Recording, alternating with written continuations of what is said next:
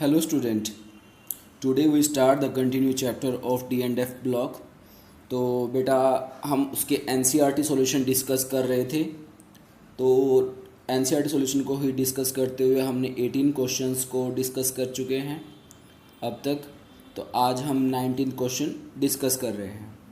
Okay, let's start. Question है बेटा, what are the stability of +2 oxidation state for the element of their first transition series। आपने बताना है कि कौन सा मतलब जो फर्स्ट ट्रांजिशन स्टेट के अंदर ज़्यादा स्टेबल रहता है।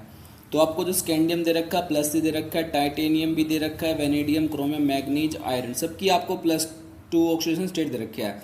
बट आपको पता होना चाहिए जो +2 ऑक्सीडेशन स्टेट में एक तो मैग्नीज ज़्यादा स्टेबल होता है Mn2 पॉजिटिव। और ऐसा क्यों? क्योंकि जो Mn जो होता है वो अपने 2 इलेक्ट्रॉन को लूज करके, ठीक है, वो स्टेबल इलेक्ट्रॉनिक कॉन्फिगरेशन एक्वायर कर लेता है। तो इस वजह से आप कह सकते हो कि जो मैग्नीज है वो स्टेबल ऑक्सीडेशन स्टेट में लाई करता है। ठीक है, तो सबकी वैसे तो हमने सबकी वेरिएबल ऑक्सीडेशन स्टेट दिखाई दी है आपको। तो from the about table it is evident the maximum number of oxidation state is shown by the manganese आपको पता है सबसे ज़्यादा ऑक्सीडेशन स्टेट दिखाई देता है +2 से लेकर +7 तक। The number of oxygen state increase करती है on moving down the from कहाँ से स्कैंडियम टू मैग्नीज मूव करती है, मतलब वहाँ तक आपकी ज़्यादा मिलेगी ऑक्सीजन स्टेट। पर जैसे ही आप मैग्नीज टू जिंक जाते हो तो ऑक्सीडेशन नंबर जो स्टेट होता है आपका डिक्रीज हो जाता है due to decrease in the number of available unpaired electron. जितने अनपेड इलेक्ट्रॉन होंगे उतनी ऑक्सीजन स्टेट कम हो जाएगी। तो the relative stability of the +2 oxygen state increase on moving from top to bottom. ठीक है, this is because on moving from top to bottom it is become more and more difficult to remove third electron from the d orbital। तो ये इसका answer है। इसके बेटा बाद है आपका 20 क्वेश्चन है। Compare the chemistry of actinoid with that of lanthanoids with special reference. आपने केमिस्ट्री को कंपेयर करना है लैंथेनोइड्स विद एक्टिनोइड्स। फर्स्ट सबसे पहले इलेक्ट्रॉनिक कॉन्फ़िगरेशन, फिर ऑक्सीडेशन स्टेट, फिर atomic ionic size and chemical reactivity. अगर इलेक्ट्रॉनिक कॉन्फ़िगरेशन की बात करें जनरल, तो जो लैंथेनोइड्स होते हैं उनकी जनरल इलेक्ट्रॉनिक कॉन्फ़िगरेशन क्या होती है? जिनॉन 54, 4f 0 to 14 और 5d 0 to 1 एंड 6s2, ये इनकी जनरल इलेक्ट्रॉनिक कॉन्फ़िगरेशन। जबकि आपके जो एक्टिनोइड्स होते हैं उनकी जनरल इलेक्ट्रॉनिक रैंडोन, ठीक है, 5f 1 to 14, 6d 0 to 1 and 7s2। Unlike 4f orbital, ठीक है, 5f orbital are not deeply buried and participate bonding to a greater extent. ठीक है, ऑक्सीडेशन स्टेट की बात करें तो दोनों में जो कॉमन ऑक्सीजन स्टेट है +3 है। The principal oxygen state of the lanthanoid +3। However, sometime we also counter the other oxidation state +2 and +4 मिल जाते हैं। मैंने आपको बताया था लैंथेनोइड जो होते हैं +2 +4 भी ऑक्सीजन स्टेट शो करते हैं। This is because of the extra stability of fully filled and half filled orbitals in case of lanthanoids and actinoid also एक greater range of the oxidation state. क्यों? क्योंकि उनमें क्या होता है, जो 5f 6d एंड 7s जो होते हैं वो कंपेरेबल एनर्जी के होते हैं। ठीक है, तो उनमें से इलेक्ट्रॉन निकालना ईजी है। ठीक है, सब में कंपेरिजन इलेक्ट्रॉन निकाल सकते हो आप। Again +3 is a principal oxidation state in a lanthanoid actinoids. तो नेक्स्ट पेज बेटा, actinoid such as a lanthanoid have more compound in +3 state then in +4 state. बात करते हैं थर्ड, जो आपकी एटॉमिक एंड आयनिक साइज है। Similar to lanthanoids and actinoids also exhibit actinoid contraction. Yes, जैसे lanthanoid contraction होता है ऐसे ही एक्टिनोइड कॉन्ट्रैक्शन भी होता है, जिसमें क्या होते हैं overall decrease in atomic radii in a regular manner. ठीक है, the contraction is greater due to poor shielding effect of the 5f orbital. जो एक्टिनोइड्स में जो कॉन्ट्रैक्शन होता है वो ज़्यादा पुअर होता है क्योंकि इसमें 5f ऑर्बिटल आता है, जिसका स्क्रीनिंग इफेक्ट 4f से भी बहुत ज़्यादा पुअर है। बात करते हैं केमिकल रिएक्टिविटी की। In the lanthanoid series the earlier member of the series are more reactive. They have reactivity that is comparable to the calcium with an increase in atomic number. The lanthanoids start behaving similar to aluminium, जैसे इनकी भी जो radius होती है similar होती है। And actinoid on the other hand are highly reactive metals होते हैं, especially when they are finally divided. When they are added to a boiling water, जब आप उनको boiling water में ऐड करते हो, they give a mixture of oxides and hydrides Actinoids combine with most of the known metal at a moderate temperature. Alkali have no action on these actinoids. In case of an acid, they are slightly affected by nitric acid because of the formation of a protective oxide layer. Question number 21 beta. How do you account for the following of the D4 species? Chromium 2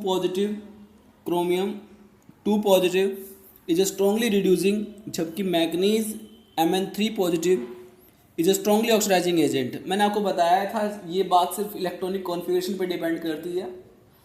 जो chromium है बेटा वो 3 positive में ज़्यादा stable है, ठीक है, जबकि मैग्नीज जो है वो Mn2 में ज़्यादा स्टेबल है. तो बेटा क्रोमियम Cr2 पॉजिटिव Cr3 में इजी से जा सकता है, जिसका वहाँ पे क्या हो रहा है, ऑक्सीडाइज हो रहा है.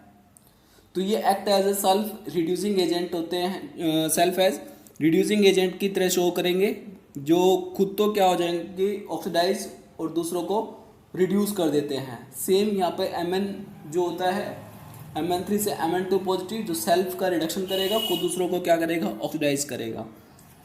तो क्रोमियम इज आंसर में देख रहे हो, chromium is strongly reducing in nature. It has a D4 configuration.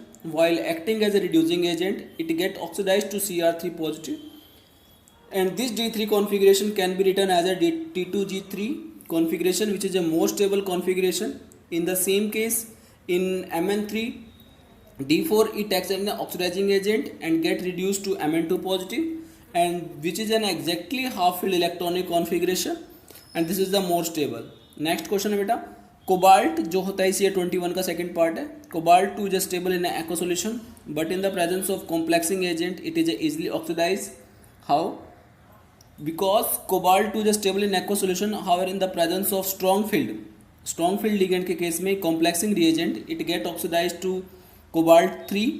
Although the third ionisation energy for cobalt is high, but the higher amount of crystal field stabilizing energy is released in the presence of strong field ligand overcome the ionization energy.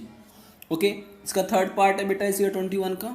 The ions in D1 configuration tend to lose one more electron to get into the stable D0 configuration, and also the hydration of lattice energy is more than sufficient to remove only electron present in the d orbital of these ion. Therefore, they act as a reducing agent. Okay. Next है बेटा, what is mean by disproportionate reaction. Disproportionate reaction का मतलब क्या होता है, अगर आपकी एक ही मेटल का क्या हो रहा हो, ऑक्सीडेशन भी हो रहा हो, देन फर्दर रिडक्शन भी हो रहा हो सेम मेटल से, तो उस रिएक्शन को हम बोलते हैं डिस्प्रोपोर्शनेट रिएक्शन. जो कॉपर है वो सबसे बेस्ट एग्जाम्पल है इसका डिस्प्रोपोर्शनेट रिएक्शन का, और इस बाकी इसमें आप और भी अदर एग्जाम्पल दे सकते हो, जैसे कि यहाँ पे क्रोमेट का दिया हुआ है कि क्रोमेट जो होता है +5 से +6 ऑल्सो +3 में जा सकता है. सिमिलर मैग्नीज +6 से +7 एंड +4 तक जा सकता है. तो ये डिस्प्रोपोर्शनेट रिएक्शन के एग्जांपल हैं.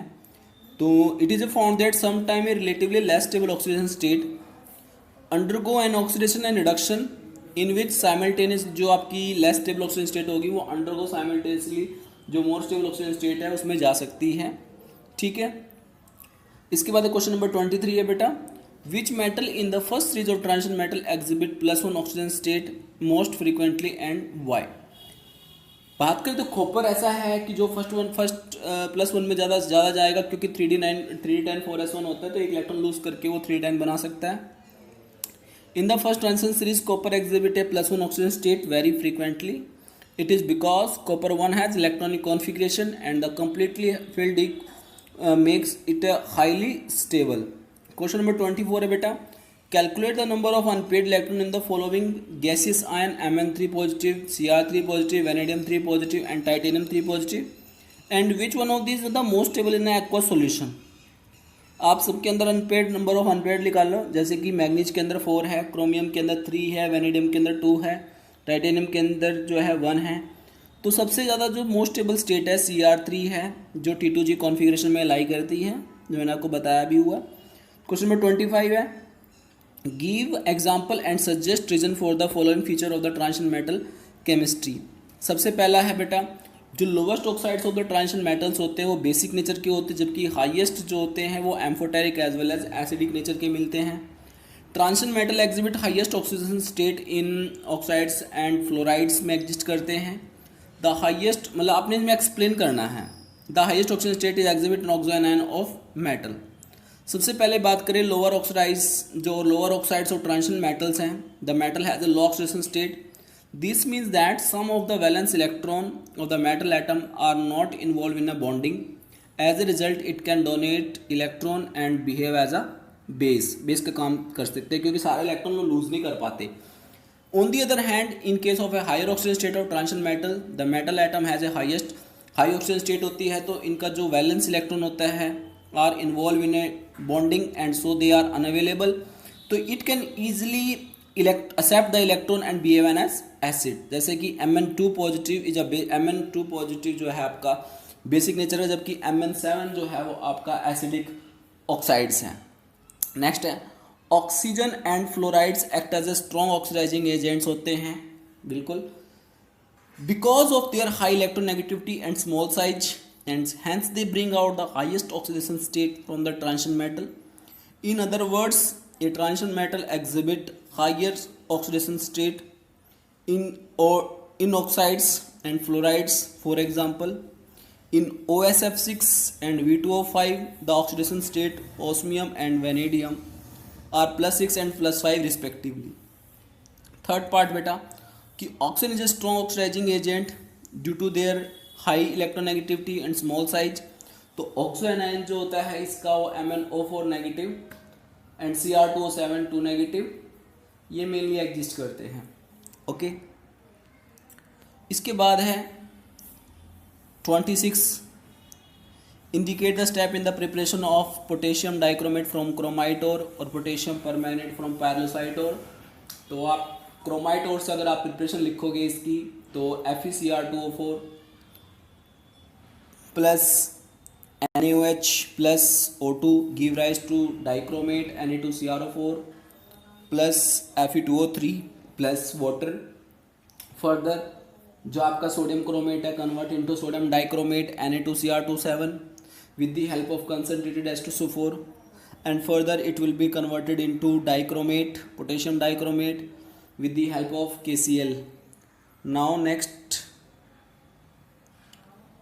potassium chlorides जो होते हैं आर बीइंग लेस स्टेबल होते हैं, less soluble than sodium chloride is obtain in the from orange coloured crystals. ये सब कराया हुआ है मैंने बेटा, और इसमें आपने बताना है कि ऑन एल्कली एसिड पे कब चेंज होंगे। तो ध्यान रखना है अगर ज़्यादा एसिडिक ज़्यादा बेसिक यूज़ हुआ तो आपका जो क्रोमेट है वो पर क्रोमेट में चेंज हो जाएगा, ठीक है। और दोबारा से अगर उसमें डाल लोगे तो बेस एलिसाइड डाल लोगे दोबारा से वापस चला जाएगा। तो potassium permanganate can prepare from pyrolusite और पायरोलोसाइट और का फॉर्मूला MnO2 + KOH + O2। आपको ग्रीन कलर का कंपाउंड मिलता है, जो ग्रीन कलर कंपाउंड होता है ये आयनाइज हो जाता है K2K पॉजिटिव MnO4 नेगेटिव, जिसको हम बोलते हैं मैग्नेट। और फर्दर ये अंदर ऑक्सीडेशन हो जाता है इसका, ठीक है। तो ये सिंपल सा आपका क्वेश्चन है, आप इसको इजी से कर सकते हो, बाकी तो ये आपको करना ही है। Okay, thank you. वीडियो को लाइक शेयर एंड सब्सक्राइब जरूर करें बेटा।